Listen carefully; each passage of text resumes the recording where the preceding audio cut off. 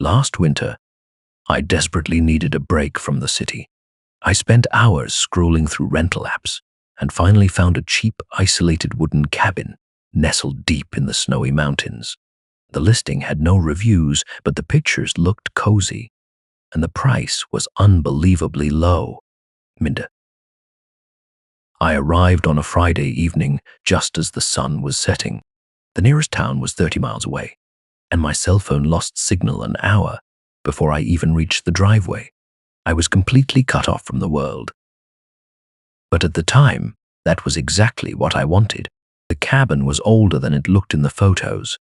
The floorboards creaked heavily, and the air smelled like dust and damp pine. In the living room, right above the fireplace, was a massive antique mirror with a heavy wooden frame.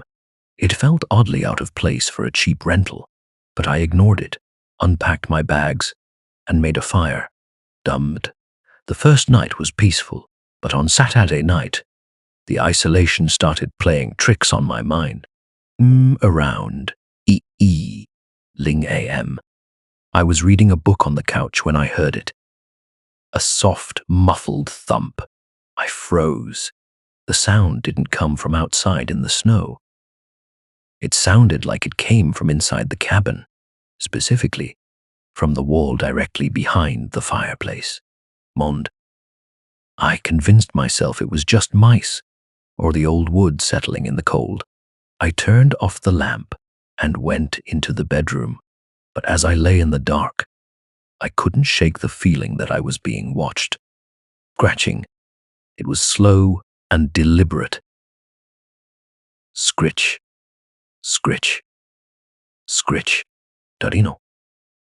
I quietly got out of bed, grabbed a heavy metal flashlight, and crept into the living room. The scratching sound was definitely coming from behind the large antique mirror. I walked up to the mirror. The only light in the room was the pale moonlight, reflecting off the snow outside. I looked at my own reflection in the glass. But something was wrong. The lighting in the reflection looked deep. I remembered an old trick I read about online. I pressed the tip of my index finger against the glass. There was no gap between my finger and the reflection. They touched perfectly. My heart dropped into my stomach. It wasn't a normal mirror. It was a two-way mirror. I pressed my face close to the glass and cupped my hands over my eyes to block out the glare. On the other side of the glass was a pitch-black, narrow hallway. And standing in that darkness, mere inches from my face on the other side of the glass, was a man. I couldn't see his body, but I could see the whites of his wildly wide eyes, staring directly back at me, and a horrific, jagged smile. He knew I saw him. Suddenly, a loud, muffled bang echoed as he slammed his fists against the back of the glass. He started screaming incoherently from inside the walls, violently pounding on the mirror. The heavy glass started to crack. When I didn't pack my bags, I didn't grab my coat. I sprinted to the front door, unlocked it, and ran barefoot into the freezing snow, throwing myself into my car. I sped down the icy mountain road in the pitch black,